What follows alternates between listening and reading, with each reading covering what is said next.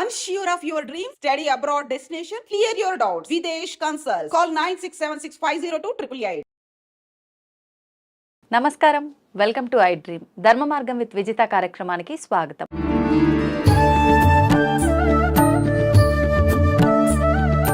ప్రస్తుతం మనతో పాటు ఉన్నారు వేద పండితులు పవన్ కుమార్ శర్మ గారు. ఇప్పుడు వారితో మాట్లాడి మరిన్ని విషయాలు తెలుసుకునే ప్రయత్నం చేద్దాం.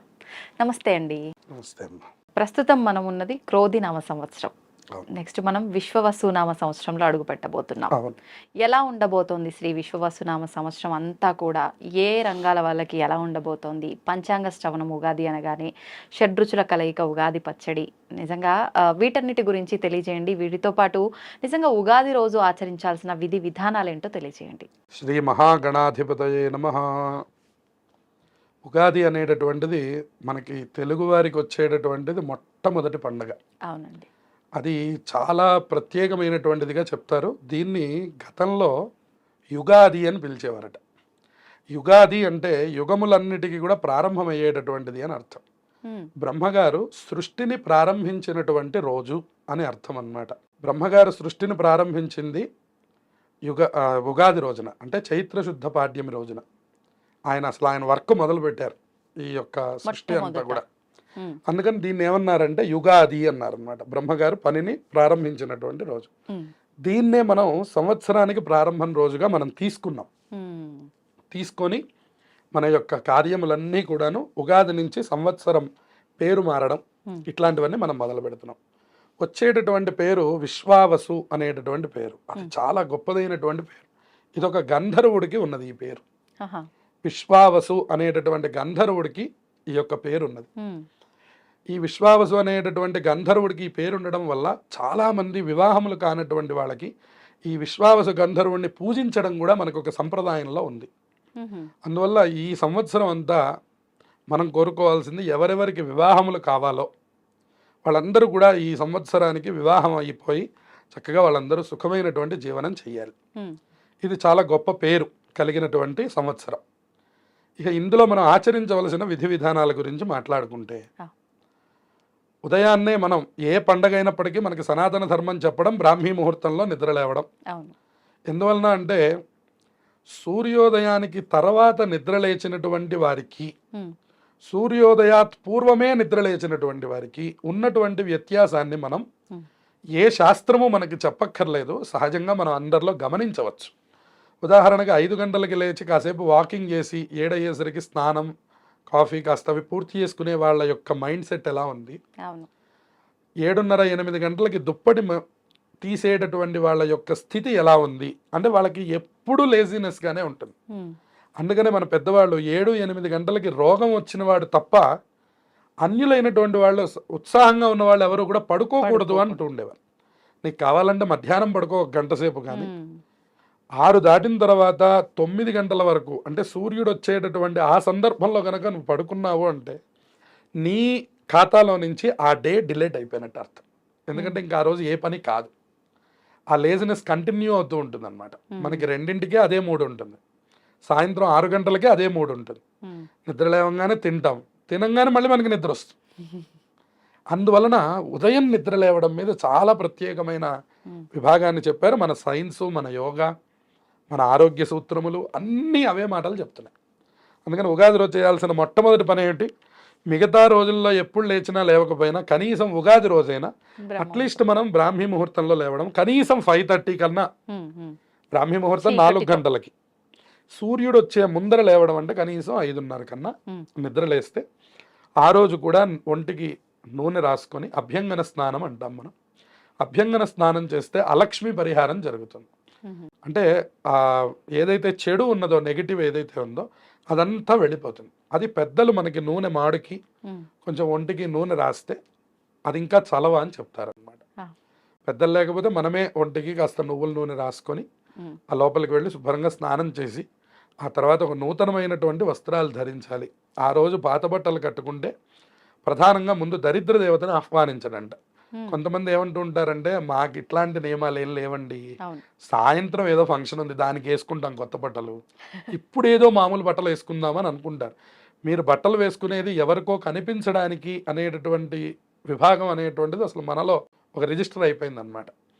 ఇవాళ మనం ఏదైనా ఒక బట్ట వేసుకోగానే అందరూ చూడాలి, బాగుంది అనాలి అనేటటువంటి ఒక ఆసక్తితో వేసుకుంటున్నాం, కానీ మన గురించి మనం వేసుకోవడం పోతుంది లోకంలో. అందుకని ఇప్పుడు ఇంట్లో ఉన్నంతసేపు మనం చూడండి, మనం వాడే దుస్తులు ఏమిటి, పిచ్చి పిచ్చిగా, బయటకు వచ్చినప్పుడు మనం వాడే దుస్తులు ఏమిటి, దాని మీద కూడా మనకి ఈ అధ్యయనం సరిపోతుంది. అవును. అందుకని ఈ ఉగాది యొక్క పర్వదినం ఏం చెప్తోందంటే, ఎవరు చూసినా చూడకపోయినా నీ కోసం నువ్వు వేసుకో, నీ లక్ష్మీదేవిని నువ్వు ఆహ్వానం చేసుకో. నువ్వు ఎవరి కోసమో కాదుగా, మన బ్యాంక్ బ్యాలెన్స్ మనకి తెలియాలి కానీ ప్రపంచానికి తెలియక్కర్లేదు. వాస్తవం. అట్లా కోసమని మనం నూతనమైనటువంటి వస్త్రాలు ధరించాలి. ఉమ్, చాలా మంది ఇట్లా అనడం చూసాం కాబట్టి ఇక్కడ మనం చెప్పుకుంటున్నాం ఇది. అవును. ఎందుకంటే సాయంత్రం బయటికి వెళ్తున్నాము, సాయంత్రం గుడికి వెళ్తాం కాబట్టి ఉమ్, సాయంత్రం కొత్త బట్టలు వేసుకుందాం, ఇప్పుడు నార్మల్ వేసుకుందాము అని అనుకుంటాం. ఉమ్, కానీ కాదు, ఉదయం తలస్నానం అయిపోగానే కొత్త బట్టలు ధరించాలి. ఉమ్, ఆ తర్వాత మనం అనుకున్నట్టు ఈ షడ్రసోపేతమైనటువంటి ముందు దేవుణ్ణి శుభ్రం చేసుకొని దేవుడికి పూజ చేసుకొని ఈ 6 రకములు కలిసినటువంటి యొక్క పచ్చడిని నివేదన చేసి ఉమ్, ఆ పచ్చడిని ప్రసాదంగా స్వీకరించాలి. అది స్వీకరించేటప్పుడు కూడా మనకు ఒక ప్రత్యేకమైనటువంటి శ్లోకం ఉన్నది. ఆ శ్లోకం చెప్తూ మనం గనక తీసుకున్నట్లయితే సంవత్సరం మొత్తం కూడా మనకి ఆరోగ్యాన్ని ప్రసాదించమని ఆ శ్లోకంలో అర్థం ఉన్నది. ఏంటండి ఆయుర్వృద్ధికరం తస్మాత్ నింబకందళ భక్షణం అని. ఇది ఆయుష్ని వృద్ధి చేస్తుంది అన్నమాట, తేజస్సుని వృద్ధి చేస్తుంది. ఈ 6 రకములు కూడా మనకి లోపల ఉన్నటువంటి 6 గుణములకు సంకేతం. ఈ 6 గుణములు కూడా మనకి ఎప్పుడెప్పుడు ఎంతెంత కావాలో అంతంత కావాలి. ఇవాళ మనకి ఏ గుణం లేకపోయినా మనం ఫెయిల్ అయిపోయినట్లే. మనకు కాస్త కోపం లేకపోతే ప్రయోజనం లేదు, మనకు అసలు శాంతం అనేటువంటిది లేకపోయినా ప్రయోజనం లేదు. అన్ని రకములు మనుష్యుడికి అవసరం. అది గుర్తు చేయడమే ఈ షడ్రసోపేతమైనటువంటి ప్రసాదం మొట్టమొదట తీసుకోవడం. ఆ తర్వాత మనం దేవతార్చన చేసుకొని మామూలుగా దేవుడికి పూజ, ఆ రోజు ఎవరికి ఏది చేతనైతే ఆ పిండి వంటలు తీసుకోవడం. మొట్టమొదటి పని ఇప్పుడు ఈ సంవత్సరం నుంచి చేయవలసింది ఏమిటంటే, అందరూ కూడా ముందు వాళ్ళ తల్లిదండ్రులకి నమస్కారం చేయడం. అన్ని గుళ్ళకు వెళ్ళినటువంటి ఫలితం ఇది మనం అందరం తెలుసుకోవాలి. ఖచ్చితంగా తల్లిదండ్రులు పెద్దవాళ్ళు ఎవరైతే ఇంట్లో ఉన్నారో అందరికీ ముందు చిన్నవాళ్ళు వాళ్ళకంటే పెద్దవాళ్ళు ఎవరైనా సరే, ఉదాహరణకి 2 పిల్లలు ఉంటే ఇక్కడ తమ్ముడు ఉన్నాడు అనుకోండి, అన్నయ్య గారికి దండం పెట్టాలి. లేదా తమ్ముడు ఉంటే అక్కయ్య ఉంటే అక్కయ్యకి దండం పెట్టాలి. ఆ అక్కయ్య తమ్ముడు కలిసి వెళ్ళి తల్లిదండ్రులకి దండం పెట్టాలి. ఈ పిల్లలిద్దరూ ఈ తల్లిదండ్రులు ఇద్దరు వెళ్ళి వాళ్ళ తల్లిదండ్రులకి దండం పెట్టాలి. ఇలా ఒక రకమైనటువంటి యొక్క ఆనందకరమైనటువంటి సన్నివేశంలో ఈ ఉగాదిని కనుక మనం ప్రారంభిస్తే, ఈ తొలి రోజున మనం తీసుకునేటటువంటి ఆశీర్వచనాలు ఈ సంవత్సరం మొత్తానికి మనకి బలాన్ని ఇస్తాయి. అందువలన ప్రధానంగా తల్లిదండ్రుల్ని పూజించుకోవడం. ఆ తర్వాత మన కులదేవత ఆరాధన ఏమిటి అంటే, మనం ఏ దేవుణ్ణి నిత్యంగా పూజిస్తున్నాము. ఉదాహరణకు ఒకళ్ళకి వెంకటేశ్వర స్వామి అనుకోండి, ఆ రోజు ఉదయం కుదిరితే ఉదయం లేదా సాయంత్రం కుదిరితే సాయంత్రం తప్పకుండా వెళ్ళి మన ఇష్టమైనటువంటి దేవతారాధనని ఆ రోజు చెయ్యాలి.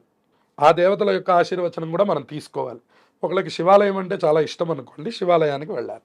ఆంజనేయ స్వామి వారి మీద ప్రీతి అయితే ఆంజనేయ స్వామి గుడికి వెళ్ళాలి.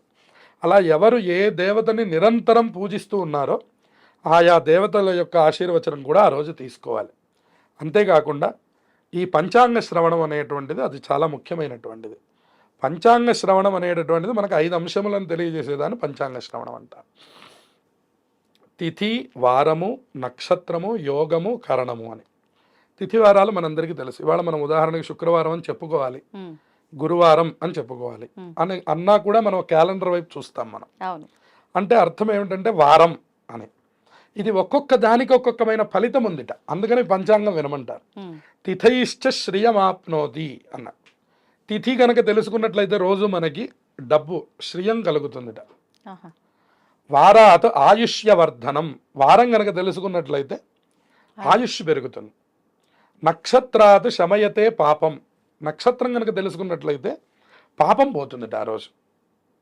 యోగాత్ రోగ నివారణం, యోగం వల్ల రోగం నివారణ అయిపోతుంది. కరణాత్ కార్యసిద్ధించ పంచాంగం ఇది లక్షణం అని చెప్పారు. ఈ కరణం కనుక తెలుసుకున్నట్లయితే ఆ రోజు కార్యసిద్ధి కలుగుతుంది. మనకి పనున్నా లేకపోయినా ఇవాళ బోల్డ్ అన్ని యాప్స్ వచ్చాయి మనకి. కనీసం దాంట్లో ఈ 5 ఏంటి, ఓహో ఇవాళ గురువారం, ఓహో ఇవాళ పాడ్యమి తిథి, ఇవాళ ఆశ్లేష నక్షత్రం, ఇలా ఇవన్నీ చూసుకున్నా కూడా ఉత్తమమైన ఫలితాలు వస్తాయట. అందువల్ల చాలామందికి ఇది కుదరదని కనీసం ఉగాది రోజైనా ఇది వినండి అయ్యా మొదటి రోజు, తర్వాత సంగతి తర్వాత. ఎట్లా అయితే మనం మొదటి రోజున అన్నీ బాగా చేస్తాం, పెళ్లి రోజున అత్యంత ప్రేమగా ఉంటాం, తర్వాత సంగతి తర్వాత. అట్లా ఇది కూడా కనీసం మొదటి రోజైనా మీరు పంచాంగం యొక్క విధానాలు తెలుసుకోండి, మీ రాశి ఫలితాల గురించి తెలుసుకోండి. అలాగే ఈ సంవత్సరంలో ఏదైనా ఒక మార్పుని తప్పకుండా స్వీకరించండి ఆ రోజు. ఓకే. ఇప్పుడు మీరు ఈ నిత్యంలో ఉన్నటువంటి విషయం మీద నుంచి ఇంకొంచెం గ్రోత్ అవ్వడానికి, ఉదాహరణకి నేను ఈ సంవత్సరం నుంచి 1 గంట ఫోన్ వాడడం తగ్గిస్తాను అనుకోండి, అది ఎంతో ఆరోగ్యం, అది ఎంతో టైం మీకు ఇచ్చినట్లు అనమాట. సో మనం ఫోన్కి ఇస్తున్నంత టైము మనం మన కుటుంబ సభ్యులకి ఇవ్వట్లేదు, మనం మన ఏ రకమైనటువంటి పనులకు కూడా ఇవ్వట్లేదు. మన టైం అంతా మనం ఫోన్కి ఇస్తున్నాం.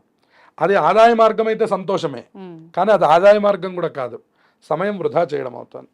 అందువలన నేను ఊరికనే ఫోన్ అనేటటువంటి మాట చెప్పాను, కానీ మీరు ఏదైనా ఒక అంశాన్ని ఒక ఛాలెంజ్గా తీసుకొని ఈ సంవత్సరంలో తప్పకుండా ఇది సాధించాలి అనే నియమం పెట్టుకొని తప్పకుండా ఆ రోజు ఆ పనిని చేసి అక్కడి నుంచి కంటిన్యూ చేసే ప్రయత్నాన్ని చేయండి.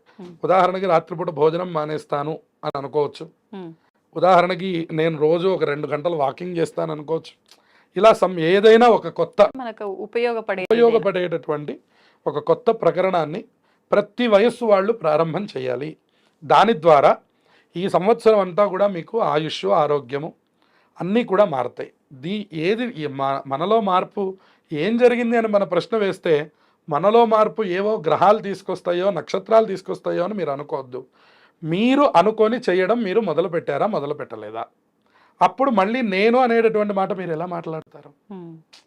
మనం ఏదైనా ఒక టాపిక్ అనుకొని నేను సెల్లు రేపటి నుంచి రాత్రిపూట పడుకునే ముందర చూడను అని మీరు అనుకున్నారనుకోండి, ఆ పనిని మీరు 2 రోజులు చేయలేకపోయారు అంటే మీరు ఫెయిల్ అయినట్టు అర్థం. మీరు ఇంకొక చోటుకు వెళ్ళినప్పుడు ఏమండి నేను ఎంత గొప్పవాడినో తెలుసా అని మీరు ఎలా మాట్లాడతారు? అప్పుడు మీకు పక్కన ఈ క్వశ్చన్ ఉంటుంది. 2 రోజులు ఫోన్ చూడడమే ఆపలేకపోయాం, మనం ప్రపంచాన్ని ఏం ఆపుతాం? మనం అందరం ఏం మాట్లాడతామంటే, అసలు సిస్టమ్ సరిగ్గా లేదండి, గవర్నమెంట్ సరిగ్గా లేదండి, మా కాలనీ సరిగ్గా లేదు, మనమేం సరిగ్గా ఉన్నాం అనే ప్రశ్న ముందు మనకి మొదలైపోతే మనం ప్రపంచాన్ని మార్చగలం. అందుకని ఏదైనా ఒక కొత్త ఆలోచనని మనం తీసుకోవాలి ఉగాది రోజున. అది తప్పకుండా అమలు చేస్తే ఈ ఉగాది అందరికీ కూడా మంచి ఫలితాలు రావడానికి అవకాశం ఉంటుంది. ఇదే మనకి చెప్పేటటువంటి రాశి ఫలితాలు కూడా.